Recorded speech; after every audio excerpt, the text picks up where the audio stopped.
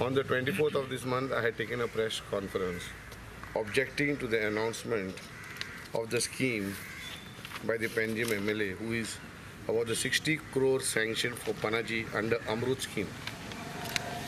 Says, I had raised the issue in the press conference that this is absolutely a violation of the election code. And now we have submitted, and we had also on that day said that we would lodge an official complaint before the State Election Commission. With cognizance of the matter, directed the collector to take necessary action. Accordingly, the collector directed the RO, the returning officer, to seek an explanation from the party concerned. He has told us that he is expecting a reply maybe any time just now also. And we have requested him that such things done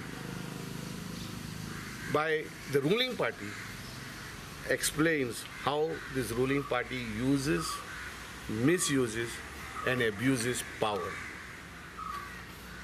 They don't seem to be having any sanctity for the election commissioner. They believe that they can manipulate him. We are very confident that Dr. Mudassir is a very upright officer. He has been serving Goa for plenty of years. It was this very Raksha Mantri, when he was in the opposition, casting aspersions on Dr. Mudassir. But when he came to power, he found that Dr. Mudassir was the best officer to be put in the best place where real discipline is required. We hope that Dr. Mudassir does what is within his capacity, what is within the law.